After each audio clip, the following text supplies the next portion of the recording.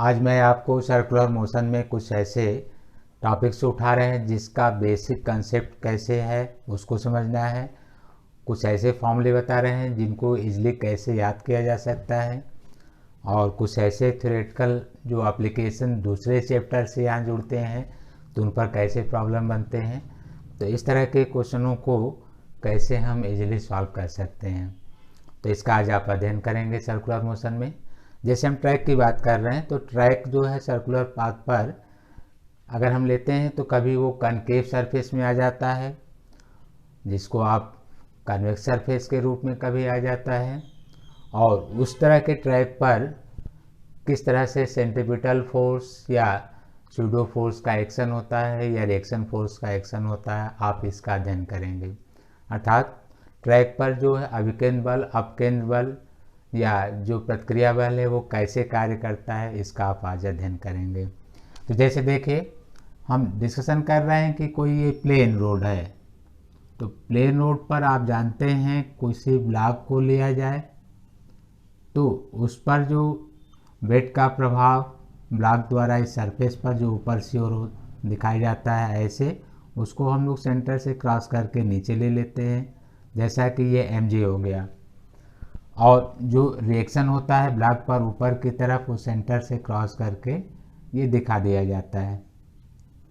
तो ये आपने ड्रा कर लिया, चाहे इसको नॉर्मल फोर्स लिखे या आर लिखे, जो भी आप शो करते हैं, सेंटर ऑफ ग्रेविटी या सेंटर ऑफ मास।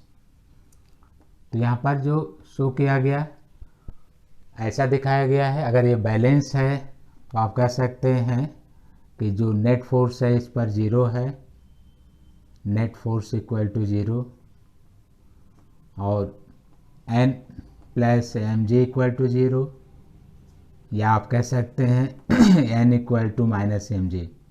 इस तरह से ये ड्रा कर लिया जाता है। लेकिन अब ट्रैक को इस तरह से हम बना रहे हैं, जैसे देखिए कोई ट्रैक इस तरह से चल रहा हो और फिर आप अचानक इसको कर्व पाथ पर ले चल के ऐसे दिखा रहे हों। ये कोई ट्रैक है, इस पर किसी वाहन की आप गति चाहते हैं, इस ट्रैक पर कोई वाहन टर्न कर रहा हो, मुड़ रहा हो, जैसे ये ट्रैक बना हुआ है, इस पर हम किसी वाहन को दिखा रहे हैं, कोई व्हीकल्स आप ले सकते हैं।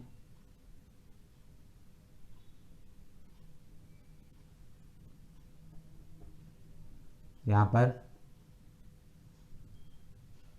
किसी व्हीकल की एक पोजीशन दिखा दी जाए यहाँ से,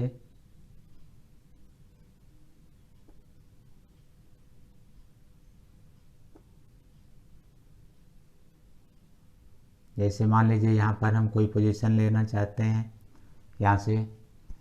तो देखिए ये ट्रैक जो है सर्कुलर लिया गया है, जिसका रेडियस आप r मान लीजिएगा, नॉर्मल फोर्स यहाँ दिखाना है। तो आप कह सकते हैं कि जो सेंटर ऑफ ग्रेविटी यहाँ पर या सेंटर ऑफ मास की जो पोजीशन है, बैलेंस है, वो आप डाउनवर्ड ये दिखाएंगे, downward due to gravitational effect. मान लीजिए कि यहाँ पर कहीं जो है सेंटर है जो इस सर्किल का ड्रा किया जा रहा है, तो ये आप वेट दिखाते हैं डाउनवर्ड mg। लेकिन जो इसका जो बेस है इसका रिएक्शन आप इधर लेते हैं, ऐसे दिखाते हैं नॉर्मल फोर्स, ये नॉर्मल फोर्स आप शो कर रहे हैं। तो सेंटर को आपसे कहा जाता है कि नेट फोर्स टुवर्ड सेंटर, जो सेंटर की तरफ नेट फोर्स है वो क्या होगा, तो आप देख सकते हैं नेट फोर्स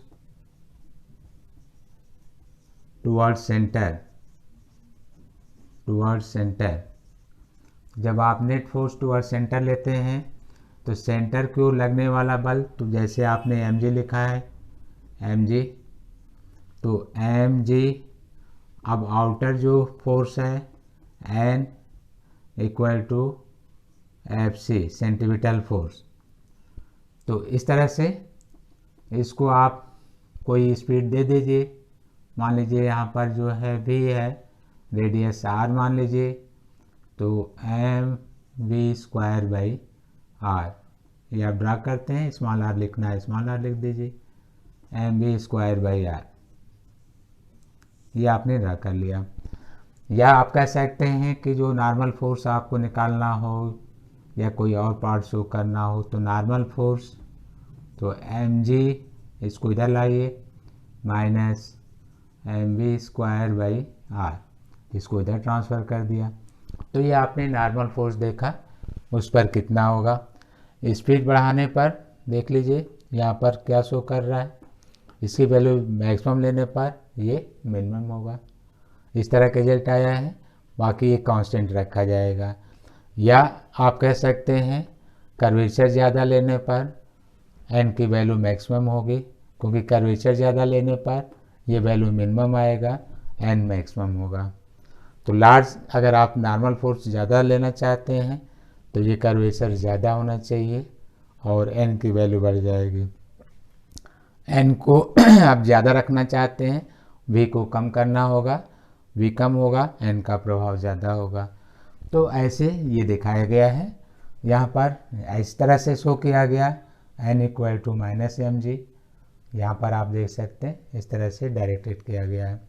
लेकिन अगर आप ट्रैक को इस तरह लेते हैं जैसा कि आगे ड्रा कर दे रहे हैं, कोई ट्रैक है, आप ये शो करना चाहते हैं इस तरह से, ऐसे शो करना चाहते हैं किसी ट्रैक को, तो इस पर अगर आप कोई मोशन दिखाना चाहते हैं, इस तरह से कोई ट्रैक टर्निंग लिया गया है, इस पर कोई मोशन आप दिखाना चाहते हैं तो यहाँ पर देख सकते हैं इस तरह की कोई पोजीशन ड्रा कर लें, जैसा आपने ये ड्रा कर लिया, इस तरह से। तो आप कहेंगे, देखिए यहाँ पर जो ट्रैक है बिलो है, इसका इस पर रिएक्शन आप इधर दिखाइए, नॉर्मल, इसको n डैश मान लीजिए। वेट जो है यहाँ पर डाउनवर्ड mg, पहले भी आप ही दिखाए हैं, डाउनवर्ड टुवर्ड्स ग्रेविटी। अब सेंटर इधर है, तो अब की बार आप कहेंगे net force towards centre, net force towards centre, तो इसमें से n डैश माइनस mg, ये आप शो कर सकते हैं। ये नेट फोर्स, फिर आप यहाँ पर कोई वेलोसिटी लिख दीजिए, मान लीजिए कि ये v डैश है, तो आप लिख सकते हैं mv²/r, रेडियस उतना ही रख रहे हैं, तो n डैश माइनस mg, तो n dash = mg plus mv²/r, ये शो कर रहा है, ये देखिए। तो आपको क्लियर हो गया, इन दो केसेस में जो नॉर्मल फोर्स अप्लाई हो रहा है वो बिलो पॉइंट पर मैक्सिमम है और यहाँ पर ये मिनिमम है, क्योंकि यहाँ माइनस था और ये मैक्सिमम है। तो अगर कोई व्हीकल्स सर्कुलर ट्रैक पर ओवर होते हुए इस तरह से देखिए, यहाँ पर कन्वेक्स और कनकेव का हमने कंसेप्ट आपको दिया, उत्तल और अवतल का। तो ये ओवर होते हुए अगर वो इधर आता है तो इस समय नॉर्मल फोर्स ज़्यादा है और यहाँ पर नॉर्मल फोर्स कम है, ये मिनिमम है, ये मैक्सिमम है, और इनकी पोजीशन आपको क्लियर दिखाई गई है। बाकी अगर प्लेन सरफेस है तो नॉर्मल की पोजीशन ऐसे दिखाई गई है। तो आप अलग अलग कंडीशनों में इनका आप अध्ययन कर रहे थे, लेकिन अब इसको हम चेंज करके किसी और पार्ट में देने जा रहे हैं, उसको आप बिल्कुल ध्यान से देखिए कैसे वो डिफ़र कर जाएगा और किस तरह से उसको आप समझेंगे, ये ध्यान देना है। जब ट्रैक की बात छोड़ दें तो आप देखिए स्पेस में, जैसे कि किसी पार्टिकल को आप इन इलास्टिक रोप से, यहाँ पर इलास्टिक होना चाहिए क्योंकि लेंथ में वेरिएशन ना हो, तो किसी रोप को इलास्टिक पार्ट को लेते हुए अगर आप किसी वर्टिकल सर्किल में इसे इस तरह दिखाएं कि इसका एक एंड किसी रिजिड ब्लॉक से जुड़ा हुआ है और दूसरा एंड आप फिक्स करते हैं जो सस्पेंशन या निलंबन के रूप में हो, जिसके सापेक्ष इस रिजिड बॉडी को घुमाया जा सके।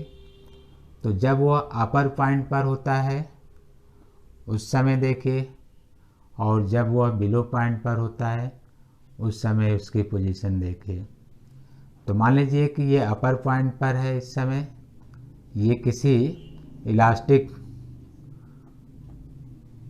वेटलेस, क्योंकि वेट लेंगे तो अलग प्रोसेस हो जाएगा, रोप या रस्सी से जुड़ा हुआ है। तो हम इसका जो वेट दिखाएंगे इस ब्लॉक का डाउनवर्ड लेंगे। अब देखिए इसमें जो सेंटर है और जो ब्लॉक है इसमें खिंचाव या तनाव बल का अध्ययन होगा। वहाँ पर डिस्कशन नहीं हुआ था, वहाँ नॉर्मल फोर्स का डिस्कशन हुआ, वेट का डिस्कशन हुआ। यहाँ पर हम डिस्कशन जो करेंगे वो टेंशन फोर्स, तनाव बल का भी डिस्कशन होगा। तो जो टेंशन फोर्स प्रोवाइड होगा, डायरेक्शन लेते हैं सेंटर की तरफ, तो ये टेंशन फोर्स हो गया, ये वेट हो गया ड्यू टू ग्रेविटी। और इस पर इसको बैलेंस करने के लिए हम लोग स्यूडो फोर्स, जिसको स्यूडो फोर्स आप कहते हैं, छद्म बल या काल्पनिक बल,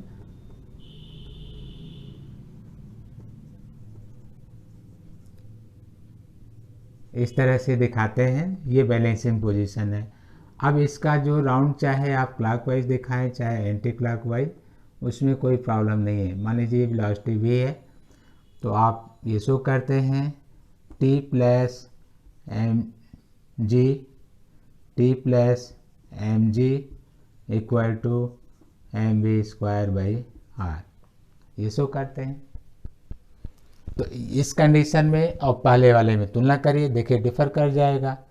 वहाँ नॉर्मल फोर्स की जो बात हो रही थी उसको लेकर हम अध्ययन कर रहे थे, यहाँ पर ये रियल है, ये काल्पनिक है, तो हम इनका लेकर अध्ययन कर रहे हैं।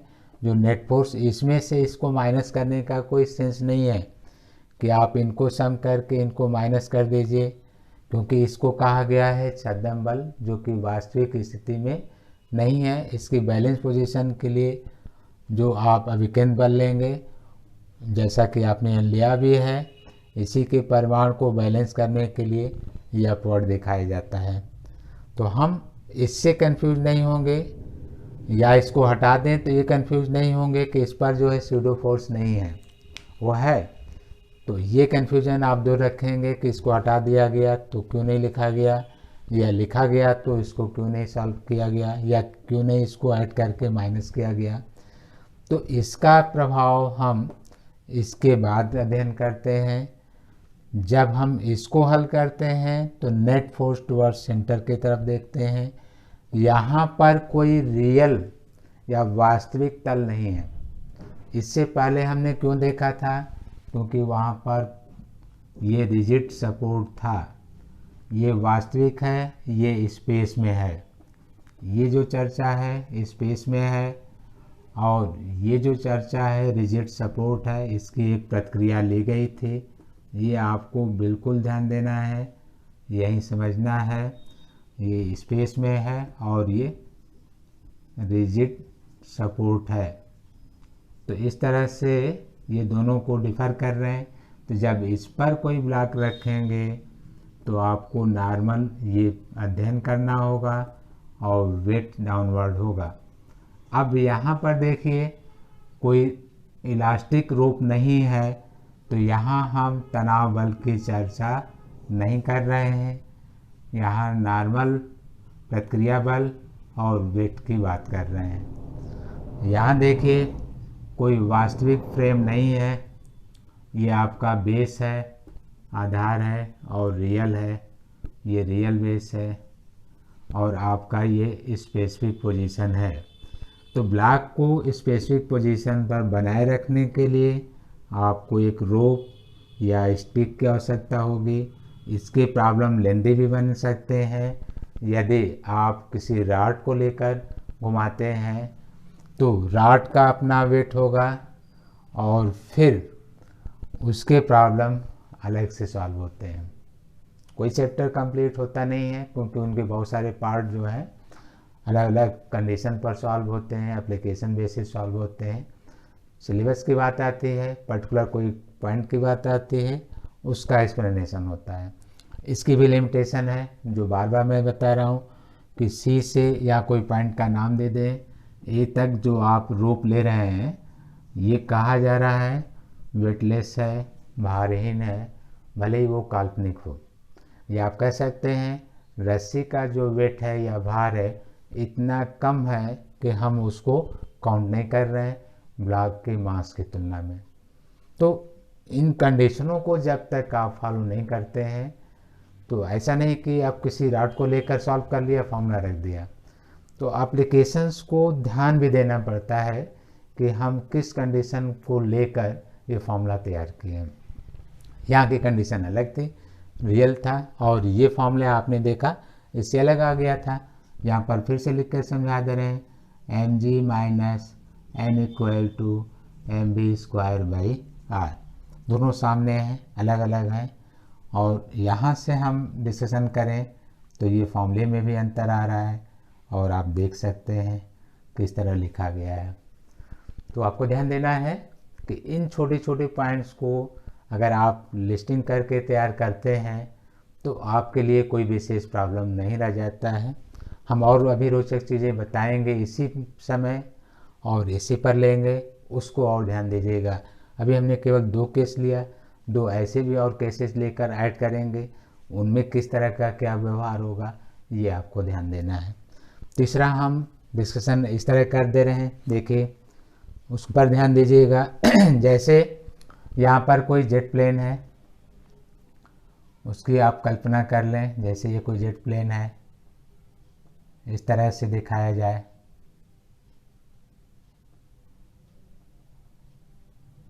इस तरह से कोई जेट प्लेन की बात की जा रही है। मान लीजिए इस तरह कुछ हमने ड्रॉ कर दिया।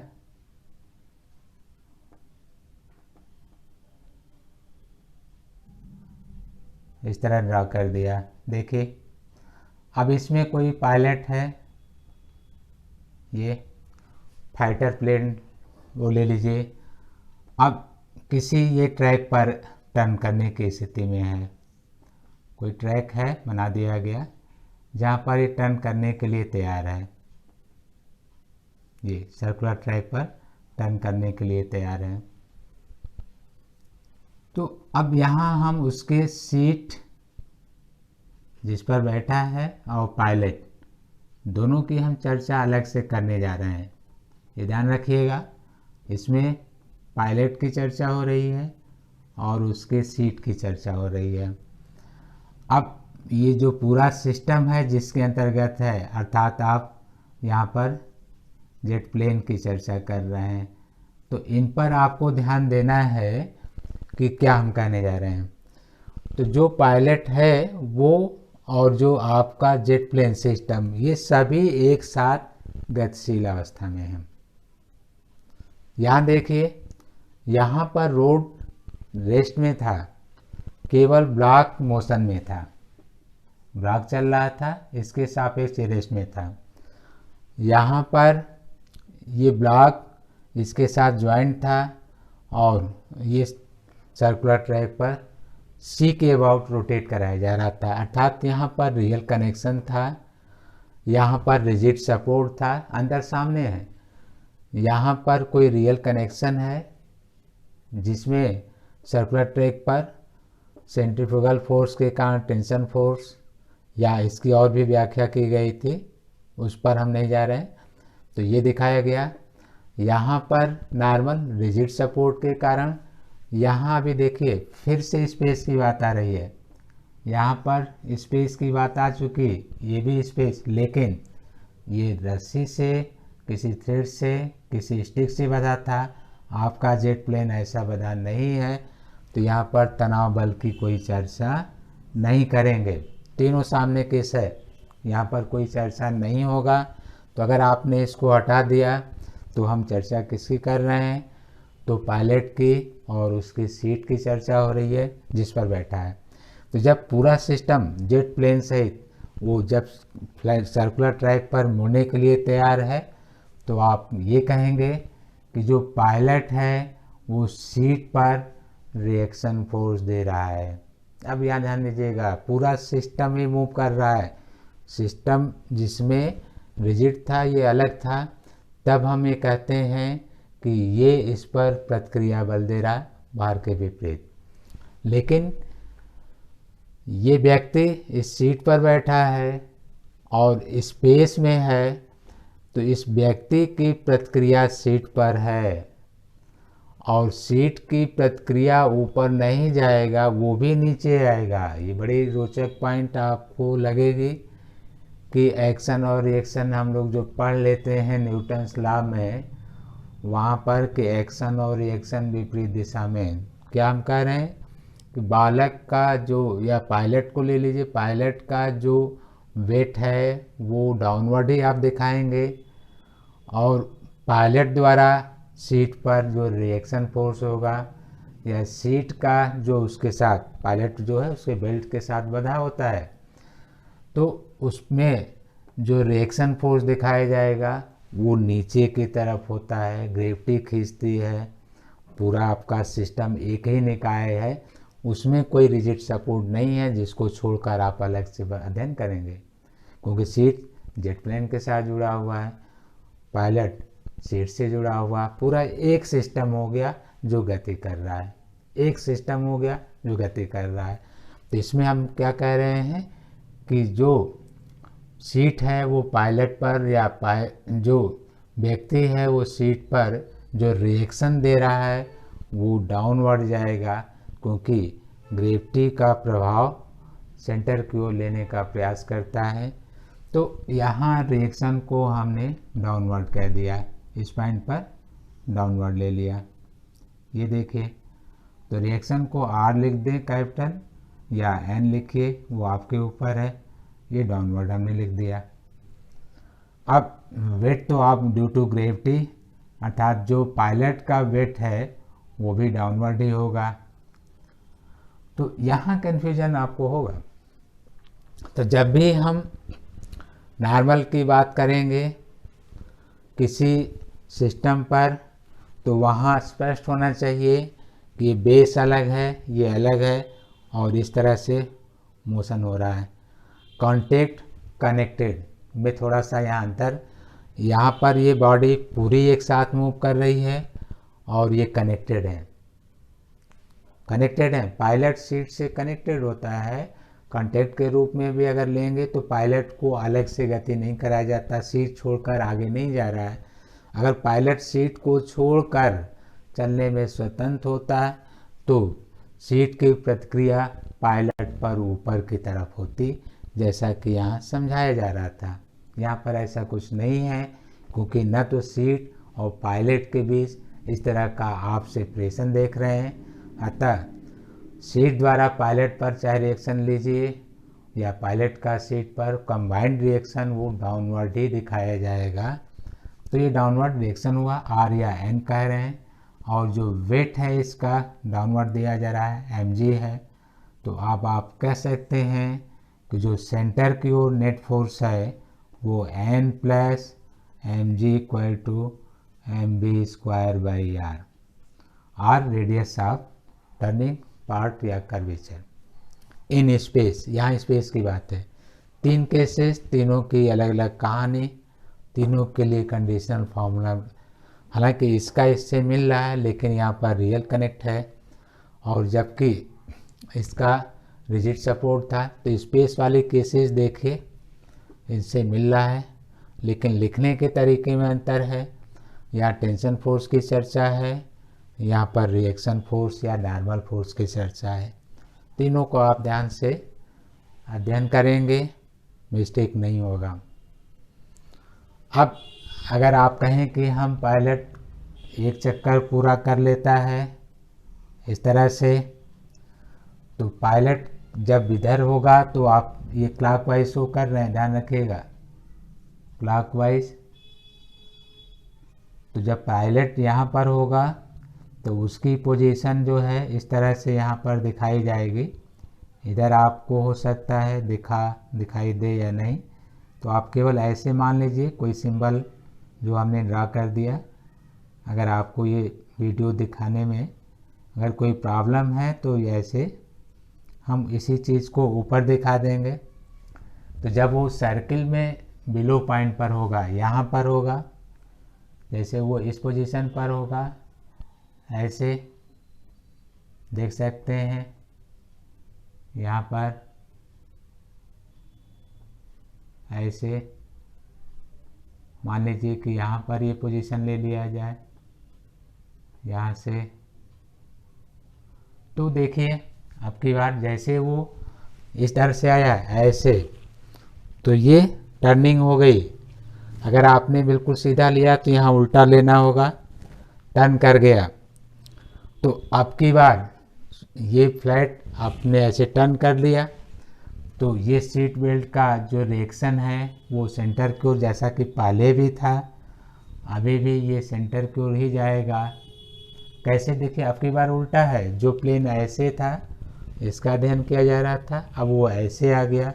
अब सीट बेल्ट का रिएक्शन सेंटर की तरफ जो है ये जा रहा है। यहाँ भी पहले सेंटर की तरफ आ रहा था लेकिन पोजीशन उल्टी थी, तो यहाँ पर ये नॉर्मल होगा।